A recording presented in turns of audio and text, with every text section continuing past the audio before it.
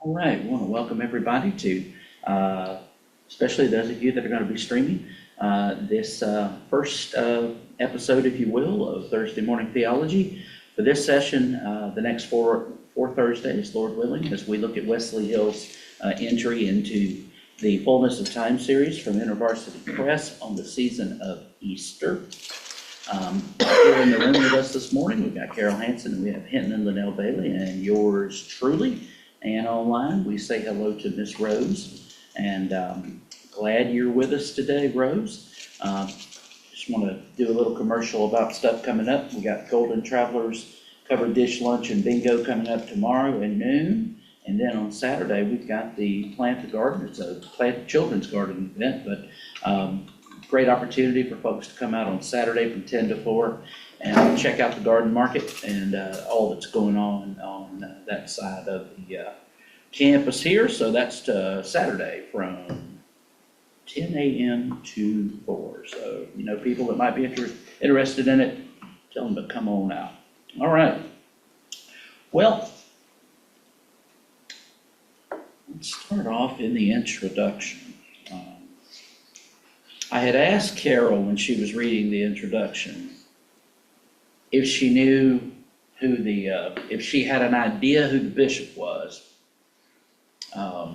that Wesley was talking about in Durham. As you can imagine, as soon as I read that it was a cathedral church in Durham, I just wondered what time period we were talking about. I had my suspicions that Wesley was talking about none other than Nicholas Thomas Wright, Tom for short. He was the bishop of the Cathedral Church in Durham for several years there in England. And we get a description at the very beginning of the great vigil of Easter service. That is not something that we Protestants have traditionally had. It's the one day during the week at New Hope where we don't have a service per se. During Holy Week is the Holy Saturday. But just wanted to talk and share a little bit about Dr. Hill's experience here in that service and your observations of that service. It's obviously Anglican, but he explores it from the different texts and the different actions that, the moving that they did from one place to the other, eventually coming into the cathedral proper.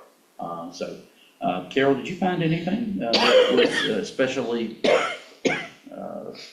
highlight worthy? I didn't in the introduction section. I mean, it was very interesting to read about, but wasn't it? But I didn't highlight anything there. Okay. Yeah, it reminded me that over here on Rosebud Road, at Catholic Church, they've got a sepulcher built. Okay. Okay. I don't know how they use it or whatever. Yeah. I thought it was interesting. They went through basically the full stage of his being in the grave and rising and stuff like that. I thought that was pretty cool. It is neat. That is very, very neat. And on page 7, we get to just at the bottom of 6, he talks about the readings as they make their way, the Israelites crossing the Red Sea, a bit of prophecy from Isaiah, Jeremiah, and Ezekiel, ending up in a valley of dry bones, and then emerge blinking from that crypt, moving into an enclosed courtyard surrounded by 4 covered walkways. I've seen the architecture. It pictures. It's beautiful. By the time he got there, the bishop was already standing in the middle next to a billowing fire from which an enormous candle was being lit and pierced with 5 grains of incense ensconced in wax nails. This is serious stuff, y'all. Yeah.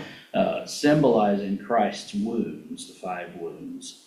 The light of Christ, a cantor. And a cantor, if you've never been to a service with a cantor, where we have a worship leader or something like that, this is the person who leads the congregation in like Catholic settings, Anglican settings, in singing.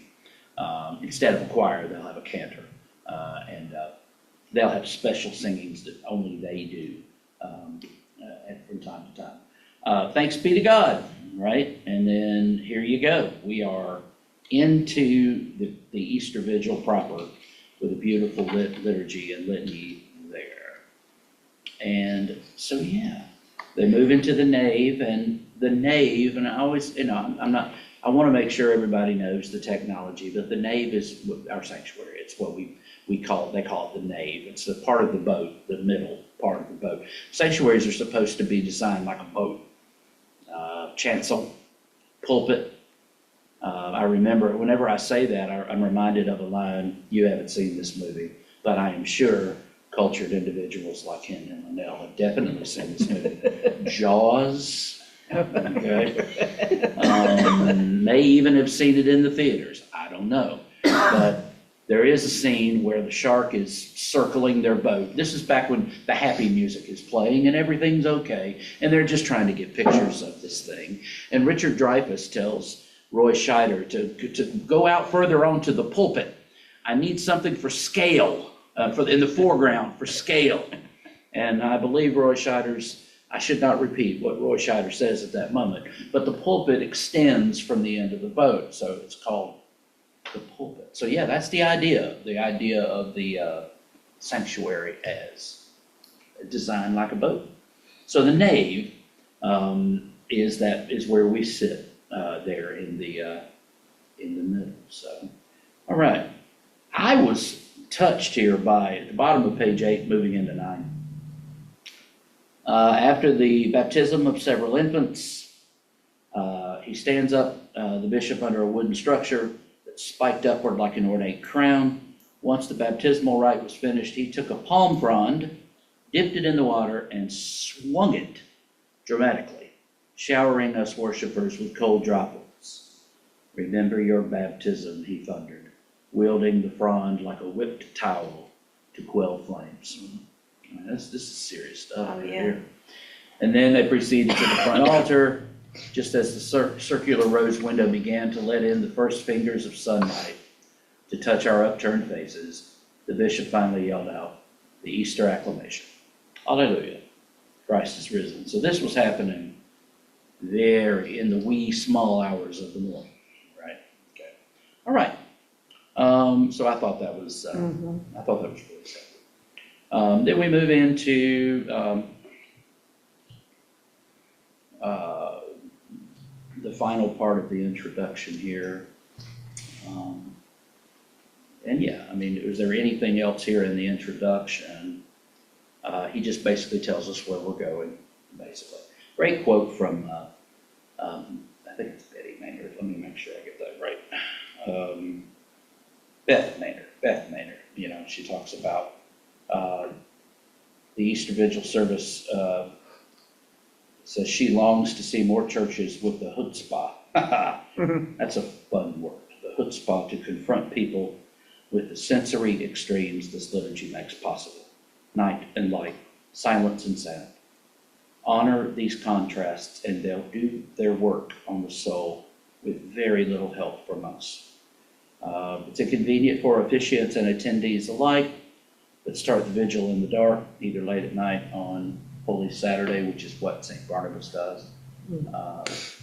Sunset to sunrise changes now, said one of the earliest Christian priests, or as early as possible before the sun comes up on Sunday morning. That's where the idea behind the sunrise service came from, was the Easter Does vigil. the Anglican Church do this whole thing? I mean, all the churches do it, or was this just something they did now? It depends. It depends on the church. But the Anglican Communion is broken up into so many, I'll call them denominations, for lack of a better word. You have Anglo-Catholic churches, you have, and even within the fellowship that my friend Chad is the bishop over, there are 3 different communions. They call them communions. There are 3 different communions of Anglicans with 3 different leaders and 3 different, they have the same prayer book, but they have different, they're different. They're together, but they're different. They have like 3 different sets of communion, and all all in the same congregation at the same time? or No, different times? no. A congregation will be aligned with one of them, but then another one would. And then you got the Episcopal Church, which is more familiar to us. We see more of them. They're Anglican. They're just the Church of England in America. Yeah, it just depends on. And the one out in Loganville, Holy Cross Anglican, yes. So, It's the Anglican Church in North America, and they do this liturgical stuff, but it's such that a good low church Protestant like Carol Hansen can walk in and follow along with what's going on, right, Carol? She really enjoyed that worship. When I took her to St. Barnabas, she was like, it wasn't that you didn't enjoy it, it was just that there was so much that's not in the prayer book, and they don't give you, everything to do. They just, yes, if you grew up there or you become a part of that tradition, you become acclimated to it. But it's not, yeah, so that's a good question. But most of them do these, yeah. I didn't know whether, the way they described the service in the introduction, Yes, sir. if all of them did the same thing, or if that was just something that he did. All of the ones in England would. All the ones in England would. But here in America, the Anglican Church is splintered into all kinds of. It started with the Episcopals, but then it just kind of, well, you're too liberal for us, so here we go, so forth and so on. Kind of like our movement. We're going to restore the New Testament church. We're going to get back to the New Testament, and then within 200 years, there was this stream and this stream and this stream. We just can't seem to stay together, can we? But yeah, so that's a good question, Henry. Thank you. All right. Well, let's move into chapter 1. Wesley takes us on a walk through the scriptures in chapter 1, the first Easter, starting in a most interesting place. 1 Thessalonians chapter 4, verse 14. He shows that he believes that 1 Thessalonians is most likely the first letter. And as I think I said last night, it's a toss-up between Galatians and 1 Thessalonians. Can't know for sure. But the first sentence that was penned about the resurrection was, we believe that Jesus died and rose again. That we have, I have to say that. And that was the earliest version of it. And this was Paul, who would then go on a few years later and write what we know as 1 Corinthians and elaborate on that a bit, right? This most famous of passages, I handed on to you as of first importance what I in turn had received, that Christ died for our sins in accordance with the Scriptures, and that he was buried, and that he was raised on the third day in accordance with the Scriptures, and that he appeared to Cephas, then to the 12. Then he appeared to more than 500 brothers and sisters at one time, most of whom are still alive. And the basic gist of these earliest passages was this. A wandering Jewish prophet called Jesus, or Yeshua, in his native language, had died, and afterward showed himself newly alive to his friends and followers. And that is the Easter story in its most original and most succinct.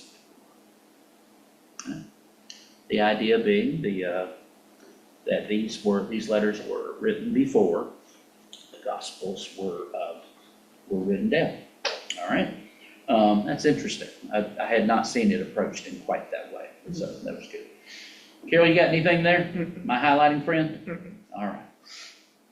Now, a lot of this, there's probably not a lot of information in this chapter that you were not aware of, but seeing it all together like this is a neat way to do. Go ahead, Ed, please. One thing I noticed in here, you mentioned that you don't hear talked about very much is the scripture in Matthew where saints Yes, sir. were seen who had come back from the dead walking after Jesus had arisen. You don't see that anywhere else other than Matthew. No, sir. No, sir. And you don't hear too many people preaching about talking about No, it. that's one of the texts that I have very conveniently ignored every Easter. Yeah, I don't get into Matthew's gospel too much, I have to admit. No, that's not, no, I do. I love Matthew's gospel, but Matthew's account of the resurrection, I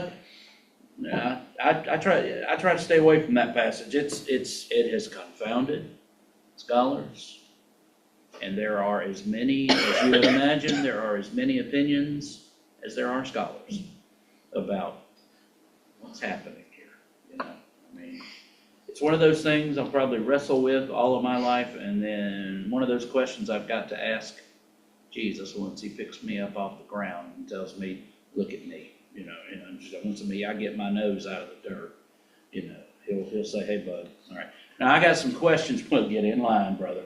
Get in line. We've got all of eternity. But yeah, you're right. Yeah, it's just that moment when the veil is torn in two, and yeah, the tombs were broken open, and saints just got up out of the grave. Right? Go ahead, Ed, please. That book that Linnell got, what is it, 100 questions or something like that, Yeah. you know, asked about the Bible. Yes, I was reading some of that this morning. It was talking about Jesus' resurrection and I lost my train of thought. That's okay. It was talking about where did he go in the 3 days that he was in the grave. Yes, sir. And it gave scripture where he went to the Father. And then there's also where he told, you know, where was paradise? Was it in the earth or was it in hell? Some people believe that he actually went to hell. Yeah. And preached to the people there. Yeah. Yeah. And it's from that paradise where these people were raised. Oh. And also, one of the questions that was asked in that book, where did Jesus go in the 3 days that he was in the grave? Yeah, that's interesting. Very interesting. What's it called? What's the name of that book? Take a look at it at some point. It's 100 questions or something. Something like that. I'll look it up. That people ask about the Bible. Some of it is stuff about if Jesus was the Son of God, Right. why does the Bible say he had to grow in wisdom? That's one of the questions. Okay. I'll look it up. Yeah, 100 questions people ask about the Bible or Yeah, in something fact, like that. Yeah. I Yeah, thought I it brought might it. be a good book for us to read here and talk about a might little be. bit, but It I might mean, be. it's one of these things, I don't think it'd be a study guide with or anything like Oh, that. okay. No, I'll check it out. Yeah, absolutely. I'm glad you brought it up. Yeah. Yeah. In the Creed, in the Nicene Creed, which is celebrating its 1700th birthday this year, one of the remarks in there is he descended into hell. It's one of those orthodox beliefs that, or he descended into the earth, or it just depends, you know. So yeah, that's a challenging idea there. Yeah. So Well, in the Bible, when it talks about Lazarus and the rich man, yes, sir. that's supposedly inside the earth, and Lazarus was in paradise, and the rich man was in hell, which is across this chasm. Yeah. And they were talking back and forth, Yeah. so, Yeah. you know, people believe that he went into paradise and got all of those people. Yeah. Brought them, some of them were walking the earth. Must have been strange. Isn't that Abraham? What's he doing here? You know, or whoever it might have been. Yeah. Yeah, that's good.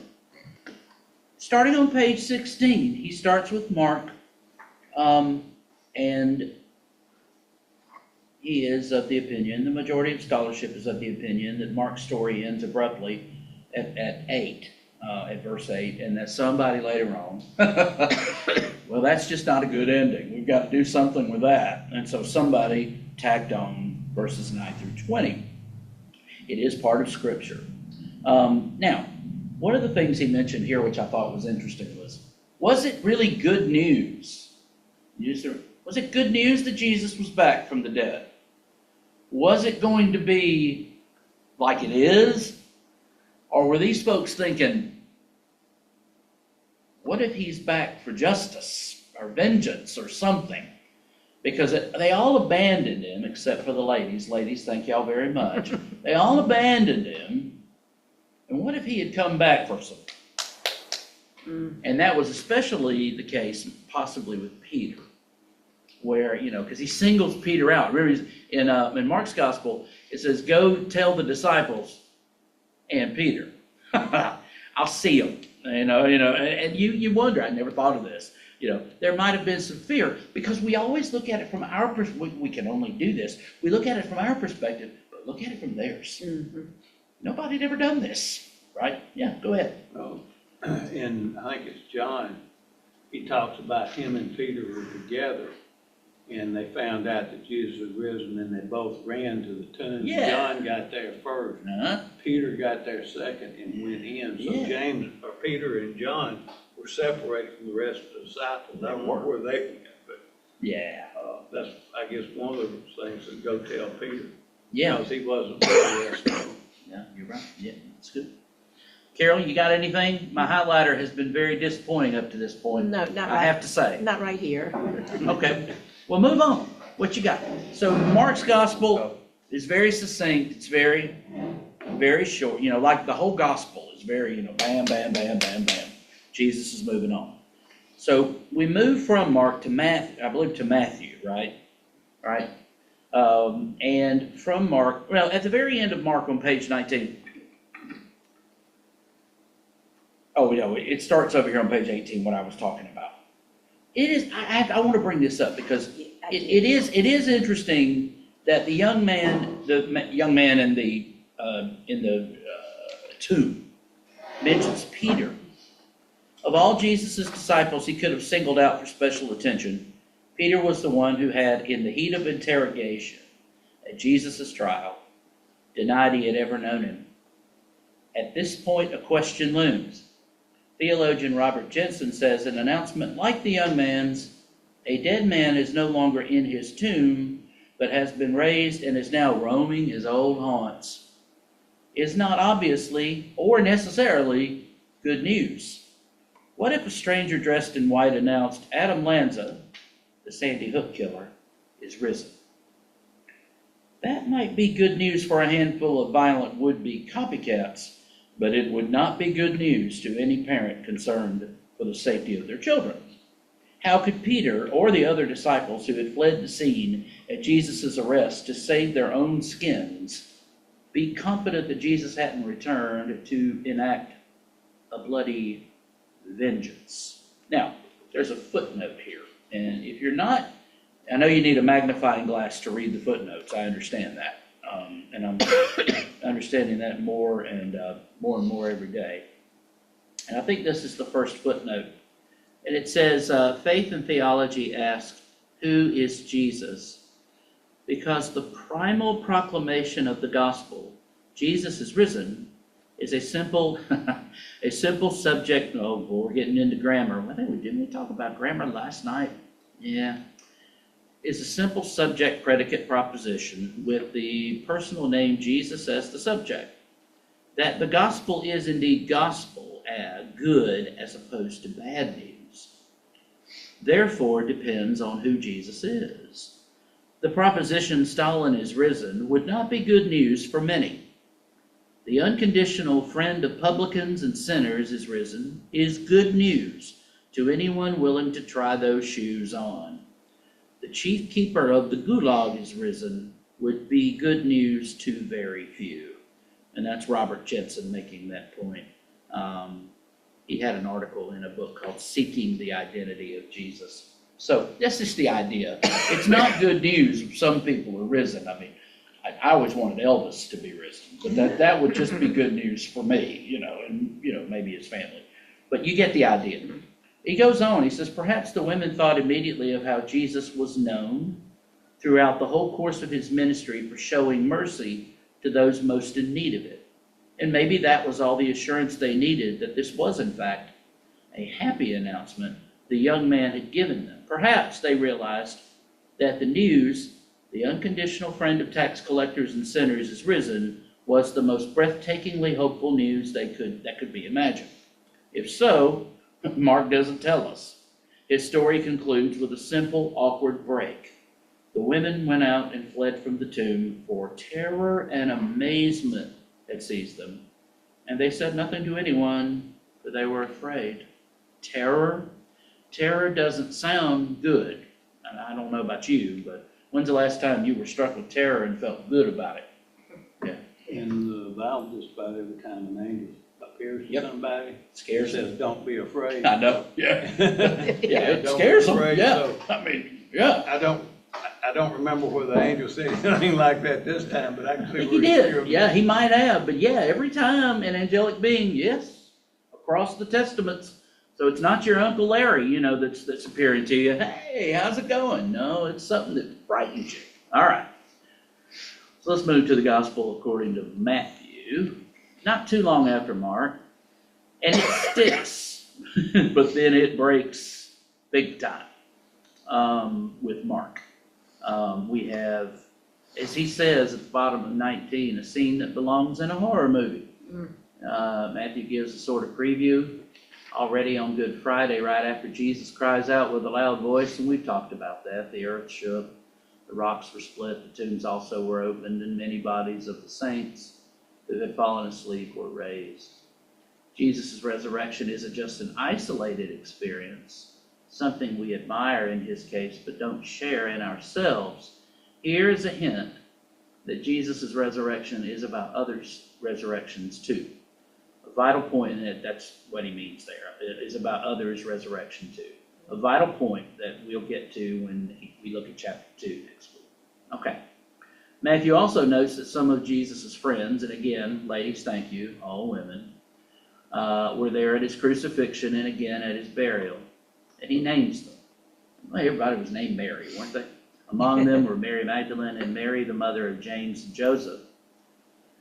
Mary Magdalene and the other Mary were there. Along with Mark, Matthew names the member of the Jewish council who supplied an unused tomb, and that, of course, was Joseph of Arimathea. But he adds a detail here that Mark doesn't give us.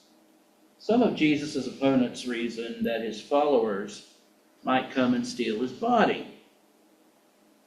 And of course, and then falsely claim that he's alive.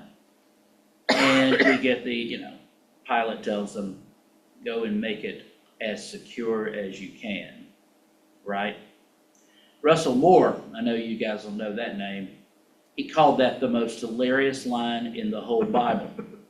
Go and make it as secure as you can. He did this on X. He said, most hilarious line in all the Bible is Matthew 27:65.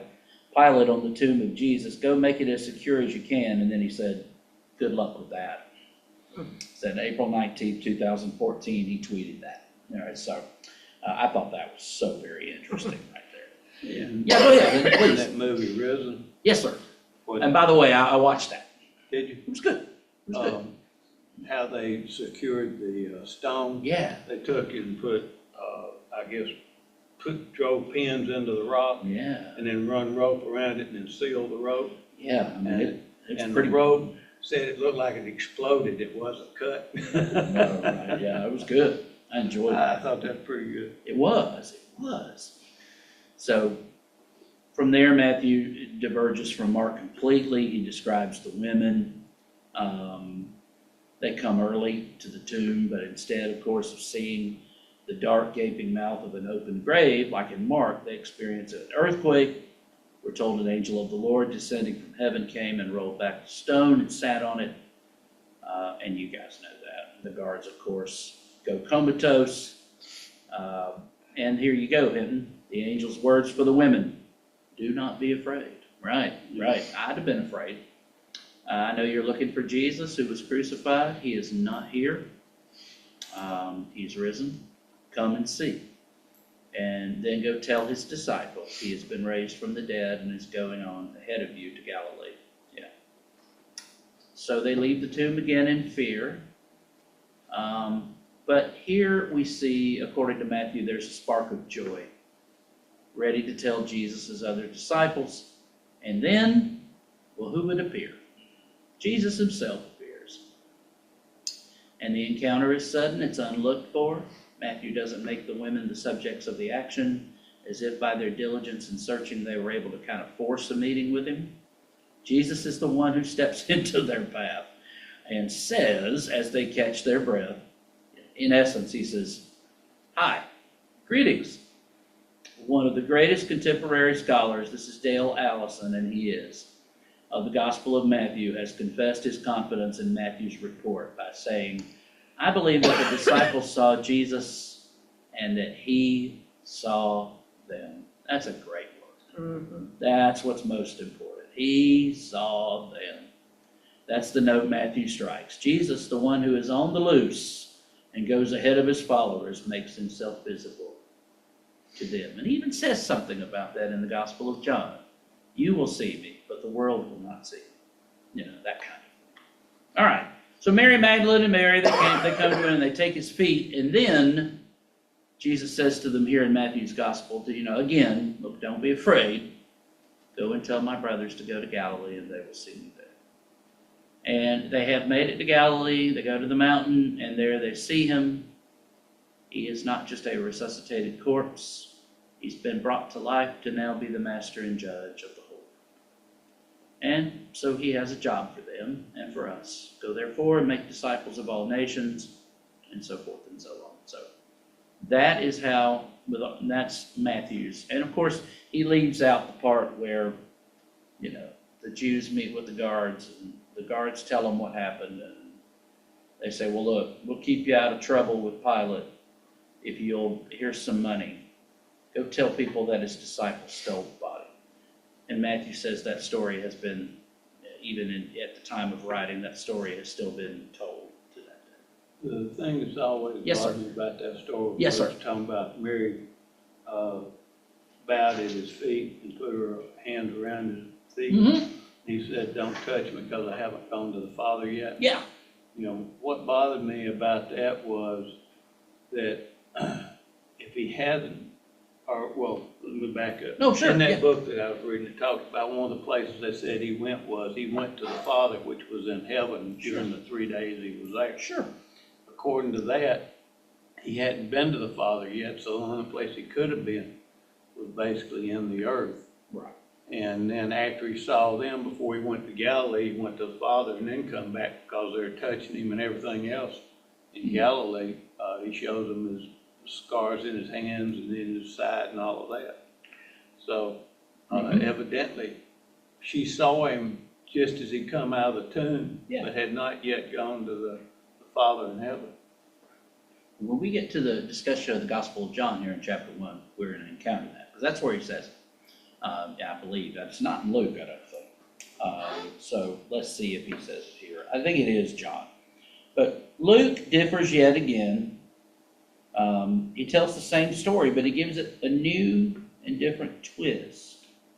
Luke doesn't say which women came to the tomb at the crack of dawn, but they did come bearing spices. They came bearing spices just like in Mark's Gospel. They don't sense the tremors of an earthquake. There's none of that here. They don't witness any dramatic supernatural rolling away of the stone. I have to tell you also that in the apocryphal Gospel of Peter, not only is there, the earthquake, but as Jesus walks out of the tomb, there is a lighted cross that precedes him.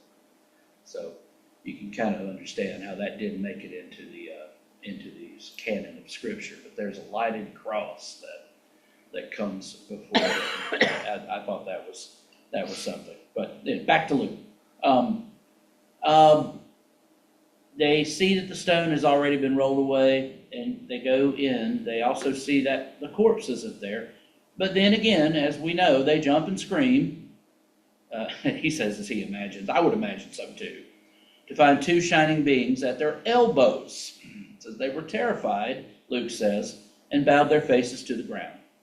The dazzling messengers reassure them with a wry question.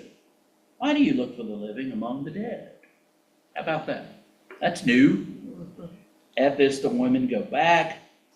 We must imagine to the city to tell the other disciples. For Luke, the entourage was large, but they're met with disbelief on the part of the disciples. Despite earlier indications in the gospel that this eventuality was the divinely promised outcome, faith in the resurrection isn't obviously the right response for the rest of Jesus' followers, even though he had told them, right? Mm-hmm. Except for one.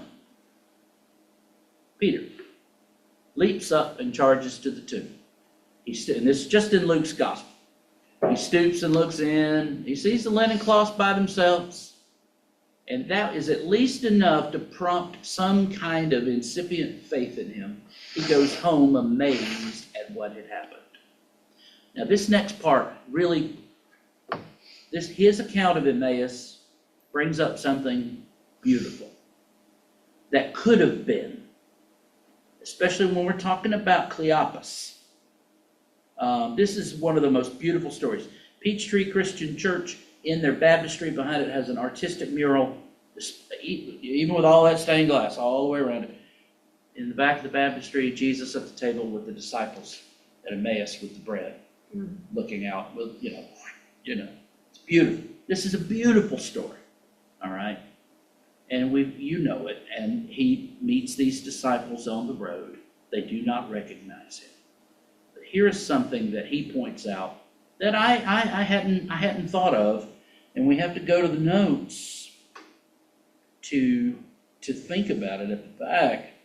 And I just found this fascinating, and I hope you did as well. Let me see here, the first Easter. Okay, let's see, where is that note? Okay, here it is. Who were those two disciples, right? Could Cleopas be the same person as Clopas mentioned in John 19:25, whose wife Mary stood near the cross and saw Jesus die? If so, it may be that the other disciple whom Luke does not name is this Mary. Now, to make things more interesting, the early church historian Eusebius, he was the first major historian for the church. He claims that Cleopas, or Clopas, was the brother of Joseph, husband of the Virgin Mary. Might Jesus have been walking on the road with his uncle and Amy? Tantalizing. Nothing to say yay or nay about it, but it's a tantalizing question that those two disciples, most likely a husband and wife, might have been his son. So anyway. I never thought of being a husband and wife or even a man and woman. I always looked at it being two guys. Yeah, that traditionally, yeah. But it may have been. There's no way to know. There's no way to know. Yeah. Because Luke leaves the other disciple unnamed. So. Well, you can also look at it like this. If Yeah. it's been two guys, their names would probably have been given. It might have been, But yeah. the fact that it was a man and a woman, who cared? Yeah, sorry about that. Sorry, Rose. Yeah, there you go. Okay, the last one, and I do want to touch on what you talked about with the do not touch me thing. Gospel of John, beautiful. It is the most intimate and the most beloved of all four. And actually, it's going to be the Gospel of John resurrection story that the Chosen will most likely end with. They set that up at the very beginning in the very first episode when Jesus follows Lily out of the bar and calls her name, Mary of Magdala. Well, they set that up, episode 1 at the very end. They've had Mary walk into the tomb of Lazarus and look around and have this experience, and they're setting us up for Jesus and this beautiful scene in the garden. And I talked about it Easter Sunday at the sunrise. How she is distraught. Peter and John have done what you said. They've come on in, ran in. Peter ran all the way in. She's there, and she has that conversation with the gardener. But there's two things here that I want to bring out. The first is the idea of the face cloth. It's on page 28. He sees the linen, Peter. No, John. John sees the linen, but Peter goes in. He sees the same heap of linen, but also a separate piece of cloth that has been on Jesus' head, rolled up in a separate place by itself. Unlike Lazarus, who upon being brought to life again by Jesus emerged from his grave, still wrapped in his grave clothes, Jesus apparently left his tomb and his death shroud behind. Now, with some mysterious mingling of faith and lack of comprehension, Peter and the other disciple leave and return home. And now we get to this moment. And I really like what he says here, the last paragraph on page 29. The most affecting moment in the entire story, Jesus calls Mary by her name. She turns again, and then he asks a good question here. Does recognition require metanoia? It's a change, that's where we get our word repentance. A change of posture and perspective, not only for Mary, but also for us. And she cries out, Rabboni, which means teacher. Now, perhaps at this point she lunges toward Jesus in relief and ecstasy, but Jesus rebuffs her. Do not hold on to me, because I have not yet ascended to the Father. The risen Jesus is on his way to the one he knows as Father, and until he has been exalted and poured out his Spirit on his followers, I like this description. It's impossible to hold or pin him down. I really like that. No matter, Mary's joy can't be hindered. She runs and tells the disciples, all right? And then we have the episodes of him wishing peace upon them. And this is where we return to that idea of Jesus as, is he coming back to, wreak his vengeance on folks? No. He says, peace be with you.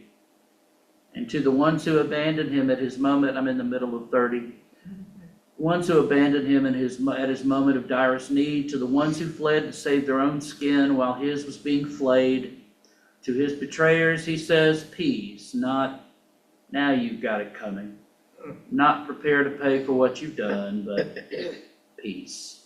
Mercy for the undeserving is the overriding hope awakening theme of Easter. And the Gospel of John ends at chapter 20 with a closing sentence. It's just, Jesus, Jesus did many other works, but these are written down that you may know, that you may believe that Jesus is the Son of God, and that by believing you will have life in his name. But that wasn't good enough.